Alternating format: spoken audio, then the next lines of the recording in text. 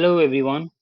Today we'll be learning about adding a watermark in PPT slide, especially your name or organization name. For this, similar to logo, we'll insert a new slide which is blank and then go to view slide master, and in the slide master what you need to do, insert a shape as a text box you can insert. So in here write like as a watermark, or I also can write it as TNT and PL. So now what we'll do, I'll make a different font for both.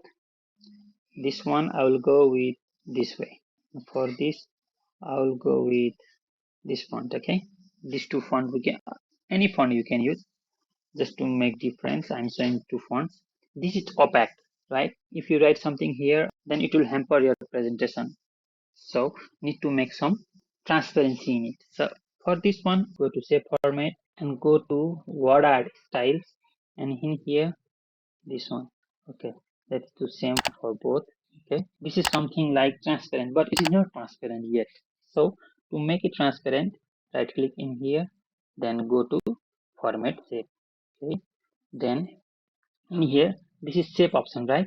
But this is a text, so go to text option. Okay, in text option you can see the transparency, increase the transparency how much you want. Okay, let's keep it up to 70, and this one also similar to this one, this transparency too, let's keep it as 60. Okay, now these two are watermark, so you can decrease the size of it from where you want to keep it.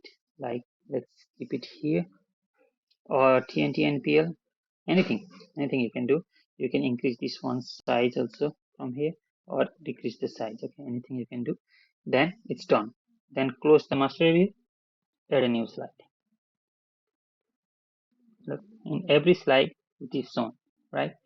Similarly, while editing, you cannot edit from here, so you need to go to again view, then slide master, then you can click here and you can edit anything. Like I want to keep it here, then you can keep it here and close master view, and in all the slides you can see the watermark of TNT and PL tips and tricks in every slide. Okay, this way we can do the watermark of your name or anything you want to keep in the slides.